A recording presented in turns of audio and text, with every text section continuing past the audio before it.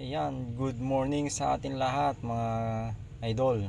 Ayan, for today's video, meron tayong gagawin dito na ticket boat ng Bigan City parking area mga loads. So ayan mga loads, dami na tayong nagawa diyan. Maraming salamat nga pala sa mga kasama natin diyan mga idol.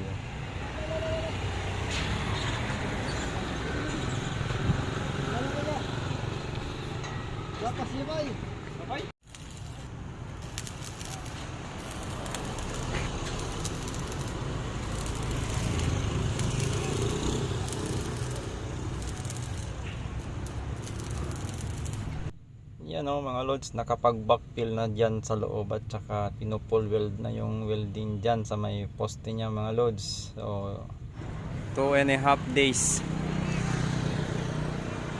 programan ti hollow block skin welding works.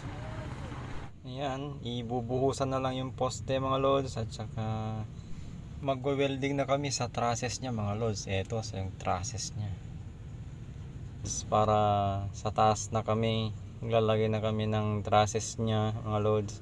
Setup na, ipatayo na namin lahat ng partition niya dyan sa baba mga loads. Ayan, so nakapaglagay na kami ni dyan ng trusses niya mga loads. Ayan o. So paring na lang yung linalagay mga loads. Tapos yung yero mga loads, yung ilalagay na lang dyan. Yan, halos kompleto na yung lahat, flooring, pati yung sanepa niya mga loads na ilagay na rin. Ayan, ilagay na namin pati yung hardiplex niya mga loads, gutter. Ayan, sa harap niya flooring din.